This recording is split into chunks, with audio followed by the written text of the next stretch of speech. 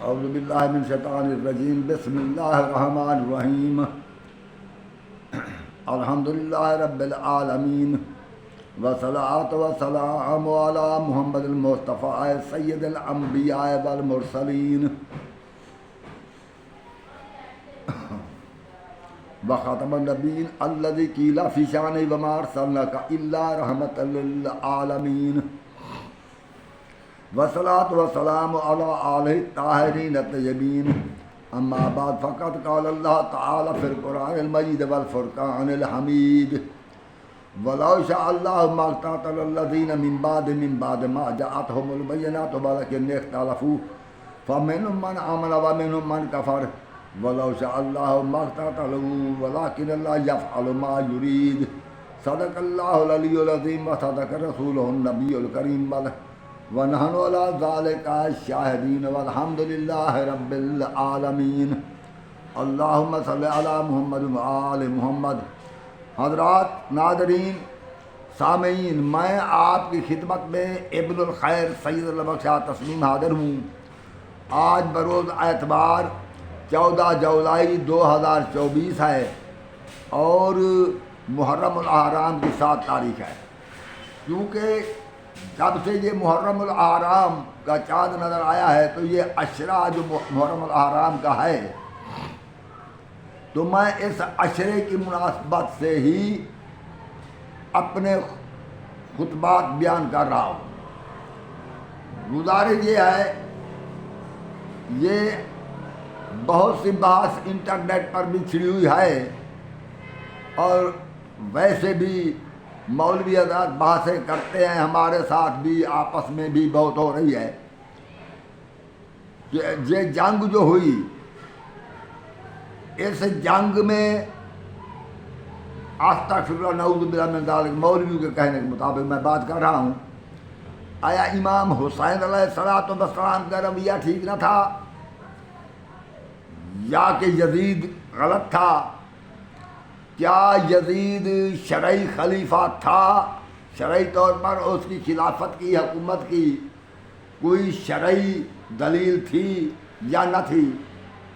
امام حسین کو بیعت کر لینا چاہیے تھی یا نہ کر لینا چاہیے تھی؟ یہ بحثیں ہیں، چل رہی ہیں۔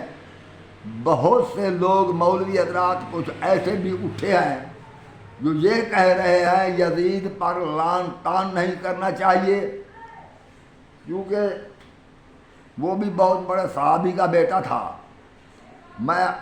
اور اس کے علاوہ وہ خلیفہ بھی تھا مسلمانوں کا۔ یہ باتیں بہت چل رہی ہیں، مولوی تقریریں بھی کر رہے ہیں، باتیں بھی چل رہی ہیں، آپ نے بھی سامعین سنی ہوگی۔ تو میں آج اسی موضوع پر بحث کرنے والا ہوں کہ آیا یزید کی حکومت، وہ خلافت، وہ شرعی تھی، اسے کوئی شرعی جواز حاصل تھا یا نہ تھا؟ جہاں تک اہل سنت حضرات کا تعلق ہے، وہ مولوی حضرات کہتے ہیں کہ یزید کے لیے یہی شرعی جواز تھا، کیونکہ یزید کی بیعت بہت سے صحابہ کرام نے کی تھی، انہوں نے بیعت کی تھی۔ اب امام حسین علیہ السلام، تھوڑے سے لوگ تھے جیسے کہ حضرت امام حسین علیہ السلام، اور اسی طرح جناب عبد الرحمن بن ابو بکر، عبداللہ بن زبیر اور عبداللہ بن عباس، ایسے کچھ چند ایک آدمیوں نے جو ہے بیعت نہیں کی تھی۔ مگر یزید جب حکومت پر آئے تو اس وقت عبد الرحمن بن ابو بکر تو وفات پا چکے تھے، اس سے تو کوئی بیعت کا مطالبہ تھا ہی نہیں، نہ ہو سکتا تھا۔ باقی رہے عبداللہ بن زبیر یا امام حسین علیہ السلام، تو ان میں سے جو باقی لوگ تھے ان سے کچھ 4-5 صحابہ تھے یا تابعین تھے جنہوں نے بیعت نہیں کی تھی، باقی تو تمام صحابہ تھے، جو کچھ تھے تابعین، سب بیعت کر چکے تھے۔ تو اس میں یہ قرآنی فیصلے، ایک کتاب ہے ادارہ طلوع اسلام والوں نے وہ لکھی ہے، شائع کی ہے، تو اس میں انہوں نے لکھا کہ یزید کی تقریباً 250 صحابہ نے بیعت کی۔ یہ اس قرآنی فیصلے لکھنے والوں نے یہ بھی لکھا کہ ہم بڑی مصیبت میں ہیں، اگر ہم کہتے ہیں کہ یزید غلط تھا تو 250 صحابہ اس کی بیعت کر چکے ہیں، تو وہ تو سب صحابہ کو بھی غلط کہنا پڑا گیا کہ ان کا فیصلہ بھی غلط تھا، انہوں نے کیوں بیعت کی۔ اور جس نے بیعت لی وہ بھی بہت بڑا صحابی تھا، معاویہ، تو اس کو بھی غلط کہنا پڑے گا۔ اگر ہم کہتے ہیں یزید حق پر تھا تو حضرت امام حسین علیہ السلام کی شخصیت بھی بہت بڑی شخصیت ہے، آپ اہل بیت کے فرد اور نواسہ رسول ہیں، تو اس کو غلط تسلیم کرنا پڑے گا۔ تو اب ہم جائیں تو کدھر جائیں؟ تو انہوں نے یہ مطالبہ کیا کہ اس تاریخ کو تبدیل کیا جائے، یعنی یہ حق تسلیم نہ کیا جائے، حق کو چھپایا جائے۔ یہ ادارہ طلوع اسلام والے جنہوں نے یہ قرآنی فیصلے کتاب لکھی ہے، ان کا فیصلہ تھا۔ تو گزارش یہ ہے، اس کی وجہ کیا ہے؟ میں نے آپ کے سامنے پارہ نمبر 30 کی آیت، پارہ نمبر 3 کی پہلی آیت پڑھی ہے کہ وَلَوْ شَاءَ اللَّهُ، اگر اللہ چاہتا، مَقْتَتَلَ الَّذِينَ مِن بَعْدِهِمْ، یہ نبی اللہ نے بھیجے، اللہ فرما رہے ہیں کہ ان نبیوں کے بعد ان نبیوں کی جو امت تھی، اگر اللہ چاہتا تو وہ آپس میں ایک دوسرے سے نہ لڑتے۔ وَلَوْ شَاءَ اللَّهُ، اگر اللہ چاہتا، مَقْتَتَلَ الَّذِينَ، وہ آپس میں نہ لڑتے، جنگ نہ کرتے، قتل نہ کرتے ایک دوسرے کو۔ مقتل الذین من بعدہم، بعد اس کے کہ وَلَوْ شَاءَ اللَّهُ مَقْتَلَ الَّذِينَ من بعدہم من بعد ما جاءتہم البینات، یعنی نبیوں کے بعد جب کہ ان کے پاس روشن دلیلیں بھی آ چکی تھی، یعنی نبیوں نے ان کو کتاب دے دی تھی، ان کے پاس نبیوں کی نازل کردہ کتاب بھی تھی، اور نبیوں کے بعد پھر بھی وہ لوگ آپس میں لڑے۔ جب وہ آپس میں لڑے، من بعد ما جاءتہم البینات وَلَکِنْ اخْتَلَفُوا، اور لیکن انہوں نے اختلاف کیا، فَمِنْهُمْ مَنْ آمَنَ وَمِنْهُمْ مَنْ كَفَرَ، تو ان میں سے پھر کوئی تو ایمان پر رہا اور کوئی کفر پر۔ وَلَوْ شَاءَ اللَّهُ مَا اقْتَتَلُوا، اگر اللہ چاہتا تو نہ لڑتے۔ وَلَٰكِنَّ اللَّهَ يَفْعَلُ مَا يُرِيدُ، اور اس بات کو حاضرین، سامعین، ناظرین سمجھنے کی کوشش کریں۔ اللہ رب العزت یہ فرما رہے ہیں کہ مجھ اللہ میں یہ طاقت تھی، یہ قدرت تھی کہ میں اپنی قدرت سے ان کو نہ لڑنے دیتا، کیونکہ میں نے روشن دلیلیں ان تک پہنچا دی تھی، کتاب ان تک نبی پر جو نازل ان کے پاس تھی، جیسے کہ موسیٰ پر کتاب نازل ہوئی، حضرت عیسیٰ پر کتاب نازل ہوئی، تو وہ ان کی امت کے پاس وہ کتابیں تھیں۔ محمد مصطفیٰ پر قرآن نازل ہوا تو محمد مصطفیٰ کی امت کے پاس قرآن تھا، تو وہ قرآن کے مطابق عمل کرتے، مگر اللہ فرما رہے ہیں میں نے انہیں آزادی دی، یعنی مجھ میں طاقت تو تھی، قدرت تو تھی، میں ان کو نہ لڑنے دیتا، مگر میں نے ان کو جبراً نہیں روکا، کیونکہ آزمائش مقصود تھی۔ کون ہے جو کھلے دل سے اللہ کے احکامات پر عمل کرتا ہے؟ اس نے اللہ نے ان کو آزاد چھوڑ دیا کہ وہ خوشی سے، اپنی رضا و رغبت سے اللہ کے احکامات پر عمل کریں۔ تو اس لیے اللہ فرماتے ہیں کہ وَلَوْ شَاءَ اللَّهُ، اگر چاہتا اللہ، مَا اقْتَتَلَ الَّذِينَ مِن بَعْدِهِمْ، تو ان نبیوں کے بعد ان کی امت آپس میں نہ لڑتی، من بعد ما جاءتہم البینات، جب ان کے پاس روشن دلیلیں بھی پہنچ چکی تھیں، وَلَکِنْ اخْتَلَفُوا، اور لیکن انہوں نے اختلاف کیا، فَمِنْهُمْ مَنْ آمَنَ وَمِنْهُمْ مَنْ كَفَرَ، تو ایک کوئی ایمان پر رہا تو کوئی کافر ہو گیا. ولیکن اللہ ولو شاء اللہ ما اقتتلوا، اگر اللہ چاہتا تو نہ لڑتے. ولیکن اللہ یفعل ما یرید، مگر اللہ وہی کچھ کرتا ہے جو چاہتا ہے، جو جس کا وہ ارادہ کرتا ہے اللہ وہی کچھ کرتا ہے. واللہ یفعل، اور اللہ وہی کچھ کرتا ہے ما یرید، جس کا وہ ارادہ کرتا ہے. ولیکن اللہ یفعل ما یرید، ولیکن اللہ یفعل ما یرید، اور لیکن اللہ وہی کچھ کرتا ہے جس کا وہ ارادہ کرتا ہے. اچھا، تو اس لیے یہ اللہ نے ایک قانون بیان کیا ہے. جو بھی نبی آئے، یہ تلیہ ہے، نبیوں کے بعد تمام نبیوں کی یا کچھ نبیوں کی امت نے اختلاف کیا، تو اللہ کا مقصد یہی تھا کہ یہ امت محمد بھی اختلاف کرے گی، اور رسول کریم کے بعد امت میں اختلاف ہوا اور جنگیں ہوئیں. میں یہ نہیں کہتا کون سی جنگ، بڑی جنگ ہوئی، بڑی جنگیں ہوئیں، ان میں بہت لوگ قتل ہوئے، مگر اس کے بعد قتل ہونے کے بعد قتل ہوئے، بہت اختلاف ہوا، کافی لوگ قتل ہو گئے. تو اب زیادہ تر جو نمایاں اختلاف نظر آتا ہے، جس کی ہر طرف سے بچاؤ کیا جاتا ہے، یعنی اہل سنت بھی عجیب مجبور گروہ ہے، عجیب مجبور مظلوم جماعت ہے. ان پر کچھ ترس بھی آتا ہے، کیونکہ ادھر تو یہ کہتے ہیں کہ تمام صحابہ واجب الاتباع اور واجب الاطاعت ہیں، سب عدول ہیں. میری سمجھ نہیں آتے، یہ جتنے صحابہ تھے وہ تو امت رسول تھی، ساری امت رسول کیسے واجب الاتباع ہو جاتی ہے؟ مگر ان کا، کیونکہ آخر ان میں کوئی نمائندہ ہونا چاہیے جو ان کو متحد کر سکے، وہ بھی نمائندہ اپنا خود چنیں گے. مگر ان کے تمام اعمال اصحاب کے بے عیب ہیں، ان میں کوئی غلطی ہو نہیں سکتی. یہ اہل سنت کا نظریہ ہے، اور افضل بھی ہیں، حتیٰ کہ اہل بیت سے حضرت ابو بکر تو علی سے افضل ہے، علی تو چوتھے مقام پر پہنچے، تو یہ تو سب سے افضل ہے، افضل البشر ہیں ابو بکر. یہ انہوں نے ایسے فارمولے بنا لیے ہیں.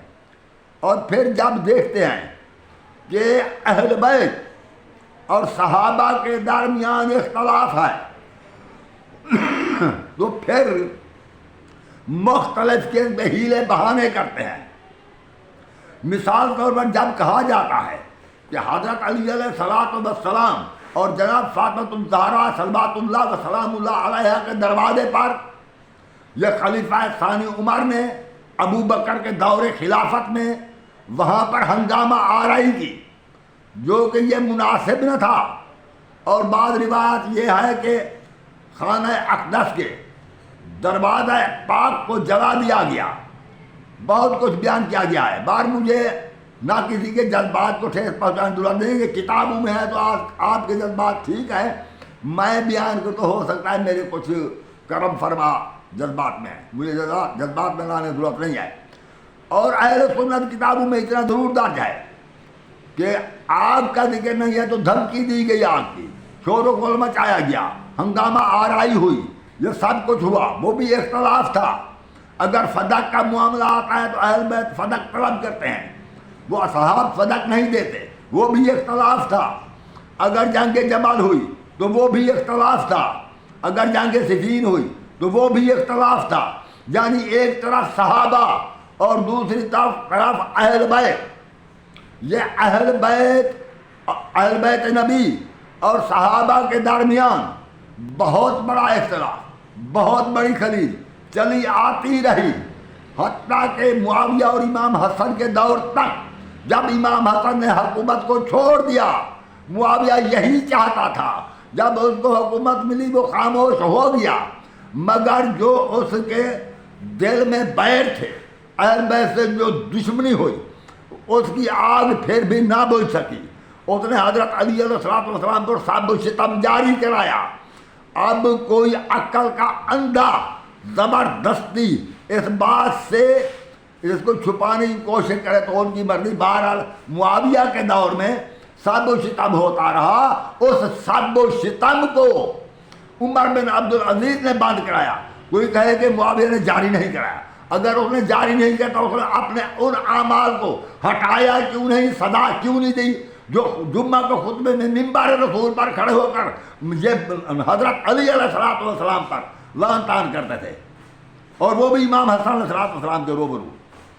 بڑے اختلاف تھے، میں بات اختلاف ہی کر رہا ہوں، اور قرآن فرماتا ہے جب دو میں اختلاف ہو، ایک ایمان پر ایک کفر پر، اور ہمارے اہل سنت حضرات جو ہیں وہ یہ سمجھتے ہیں، چاہے وہ صحابہ کو اہل بیت سے افضل قرار دیتے رہیں، مگر وہ یقینی طور پر سمجھتے ہیں کہ اہل بیت کی دشمنی کفر ہے، اہل بیت سے اختلاف کفر ہے۔ اس لیے جب کہا جاتا ہے کہ ہنگامہ آرائی ہوئی، اور یہ تو معمولی سی بات تھی، آگ والی بات جھوٹ ہے، یہ معمولی سی بات تھی، اور وہ آپس میں شیر و شکار تھے، بلو صدق والا معاملہ، وہ تو بی راضی ہو گئی تھی۔ اچھا یہ جو جنگ جمل ہوئی، اور نہیں ان کی تو صلح ہو گئی تھی، مگر وہ بلوائیوں نے لڑا دیا۔ اچھا یہ جنگ صفین جو ہوئی، وہ تو آپس میں شیر و شکار تھے، مگر یہودی نے لڑا دیا۔ یہ ایک خاص بہانہ ہے، مکہ سے فوج تیار کی گئی۔ یہ چاہے وہ زبیر بن عوام ہو، طلحہ ہو، اور یہ حضرت عائشہ ہوں، یہ سب جو فوجیں تیار ہوئیں، اور یہ یہاں سے چل پڑے، کچھ اور بھی بڑے سرکردہ آدمی بصرہ تک پہنچے۔ یہ کیوں گئے؟ کیا کرنا تھا انہوں نے؟ کیا ان کو یقین نہ تھا کہ علی آئے گا، جنگ ہوگی علی کے ساتھ؟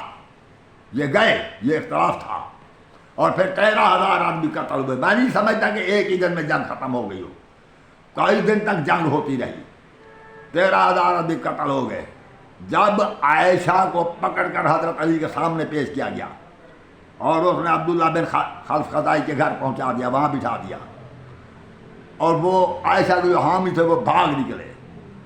زبیر بھی چلا گیا تھا جنگ سے، مگر راستے میں وہ بھی قتل ہو گیا، اور اسی طرح طلحہ قتل ہو گیا، اور عبداللہ بن زبیر زخمی ہو گیا۔ 13,000 آدمی کام آئے، پھر صلح ہو گئی۔ صلح ایسی ہوتی ہے، یہ آپ کی مرضی ہے، صلح ایسی ہوتی ہے، صلح ایسے ہوتی ہے، چلو۔ اور یزید پر البتہ بعد ہمارے اہل سنت لعنت کرتے ہیں، وہ بھی لعنت کرتے ہیں، میں ایسی بات کیوں چھپاؤں؟ میں اہل سنت حضرات جو یزید پر لعنت کرتے ہیں وہ حضرت امام حسین علیہ السلام اور اہل بیت سے دلی محبت رکھتے ہیں، وہ تقریباً بریلوی حضرات ہیں، دلی محبت رکھتے ہیں، وہ خود بھی نیازیں پکاتے ہیں، چلاتے ہیں، سبیلے چلاتے ہیں، سارے وہ کرتے ہیں، ان پر لعنت کرتے ہیں، مگر معاویہ کا بڑا احترام کرتے ہیں۔ میں پوچھتا ہوں کیا وجہ؟ وہ کہتے ہیں کہ یہ یزید بن لعنتی تھا، نواز رسول کو شہید کیا، معاویہ نے تو ایسا کام نہیں کیا۔ میں نے کہا ہاں ٹھیک کہتے ہو تم، یزید پر لعنت بے شمار ہے، جو اس نے کل 70-72 آدمی شہید کیے۔ معاویہ کو داد لینا چاہیے، اس نے 80,000 تھوک پر شہید کیا، باقی جو پرچون کھاتا تھا وہ اور تھا۔ یہ عجیب سی بات ہے۔ اس کی وجہ یہ ہے کہ محمد مصطفیٰ صلی اللہ علیہ وسلم نے ہمیں قرآن دیا تھا جس کے اصول اٹل، غیر متبدل، ٹھوس اصول ہیں، اور یہ بھی فرمایا تھا کہ میں تمہارے درمیان قرآن اہل بیت چھوڑ جا رہا ہوں۔ مگر جب اہل سنت نے اصحاب کے ساتھ ہو گئے اور یہ کہا کہ اصحاب سب کے سب واجب الاتباع ہیں اور سب کے سب دین کے ماہر ہیں، دین ان سے لینا چاہیے، تو چونکہ جو عمارت کی بنیاد ہی شروع سے غلط رکھی گئی تو عمارت تو اسی بنیاد پر آنا تھی نا۔ یہ صحابہ کے حبدار اس وقت تھے، ہر صحابی کو حق بجانب سمجھتے رہے، اور جب معاویہ نے یزید کے لیے بیعت لی تو انہوں نے بیعت کر لی، اور پھر یزید حکومت پر آ گئے تو امام حسین نے مخالفت کی، یعنی اطاعت نہیں کی، وہ شہید ہو گئے۔ تو اس کے بعد اب یہ مجبور ہیں کہ اگر یزید کو برا کہتے ہیں، اس پر لعن طعن کرتے ہیں، تو ان صحابہ کا کیا بنے؟ انہوں نے ایسا کام کیوں کیا جن کو ہم واجب الاتباع سمجھتے ہیں؟ انہیں بیعت کیوں کی؟ جیسے کہ ایک عبداللہ بن عمر بھی تھے جنہوں نے بیعت نہیں کی، جنہوں نے بیعت کر لی یزید کی، انہیں بیعت کیوں کی؟ اور اسی طرح اگر ہم یزید کو لعن طعن نہیں کرتے، اس کو حق باجانب سمجھتے ہیں، تو یہ نواسہ رسول اہل بیت کا فرد، جس کے متعلق رسول کریم کی بہت سی حدیثیں ہیں، ان کے متعلق کیا کہا جائے؟ یہ ہر طرف سے اہل سنت ہمارے مجبور ہو گئے ہیں۔ میرے بھائی بات یہ ہے کہ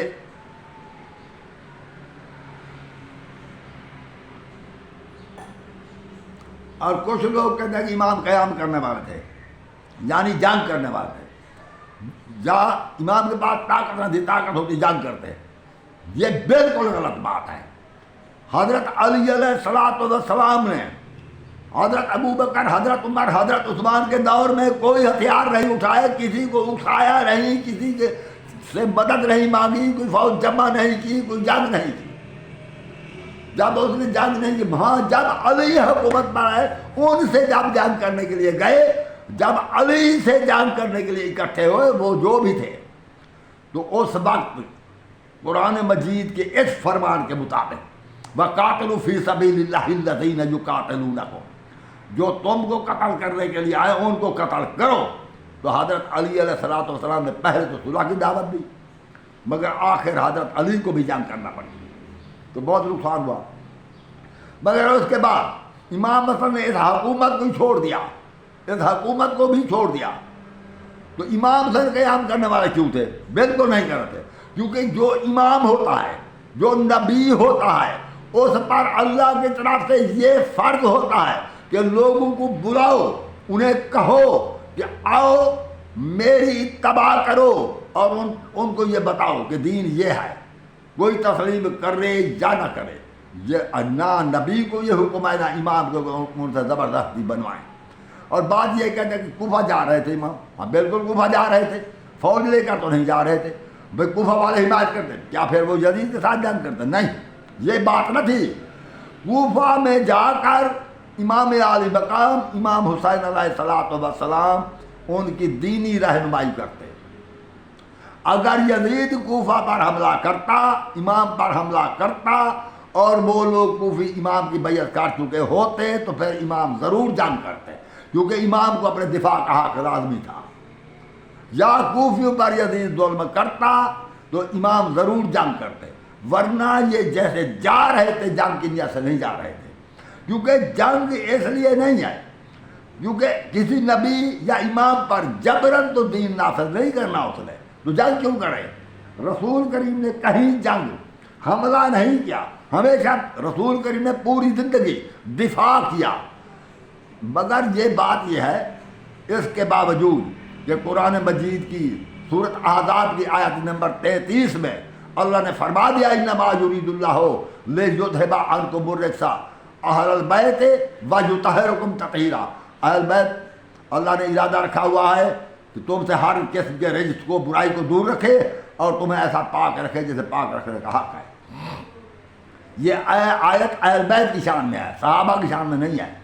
اور اسی طرح یہ قرآن مجید کی وہ سورۃ شورا کی آیت نمبر 23 یعنی 20 اوپر 23 اس میں یہ فرمایا گیا ہے قُلْ لَا أَسْأَلُكُمْ عَلَيْهِ أَجْرًا إِلَّا الْمَوَدَّةَ فِي الْقُرْبَىٰ۔ اے رسول ان سے کہہ دے میں تم سے کوئی دین سکھانے کا کوئی اجر نہیں مانگتا، مگر یہ کہ میرے قریبیوں سے محبت رکھنا، مودت رکھنا۔ ان دو آیات کی وجہ سے، ایک تو اہل بیت سے مودت فرض قرار دی گئی آدھر قرآن، اور اہل بیت کے وہ افراد جو معصوم ہیں، یعنی علی سے لے کر حضرت امام مہدی تک ان کی مودت فرض ہے کیونکہ یہ معصوم ہیں۔ اور حضرت فاطمہ الزہرا، یہ افراد اہل بیت کے، اہل بیت صرف وہ 5 نہیں ہیں، وہ تو اس وقت 5 تھے، آئندہ بھی معصومین نے آنا تھا۔ یہ میں آیت استخلاف میں پہلے عرض کر چکا ہوں کہ سارے کے سارے خلفاء جو خوف میں ہوں گے وہ معصوم ہوں گے، پاک ہوں گے۔ ان کے متعلق اللہ نے فرمایا یعبدون لا یشرکون بی شیئا، یہ میرے فرما بردار ہوں گے، کسی صورت میرے ساتھ شرک نہیں کریں گے۔ من کفر بعد ذلک فاولئک هم الفاسقون، جو ان کی انکار کرے گا ان کی اطاعت سے، ان اطاعت نہیں کرے گا جو، تو ایسے لوگ فاسق ہیں۔ تو یہ ویسے سارے پاک ہیں، اگر کوئی نہ بھی سمجھے تو کم از کم یہ تو اہل بیت ہیں، حضرت رسول کریم اور پھر حضرت علی علیہ السلام اور پھر وہ حضرت فاطمہ اور حضرت امام حسن، حضرت امام حسین علیہ السلام، یہ تو اہل بیت ہیں۔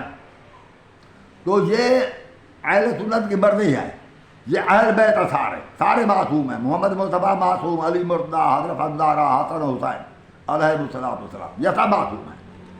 تو جب حضرت رسول کریم نے صلح حدیبیہ پر فیصلہ لکھا تو حضرت عمر نے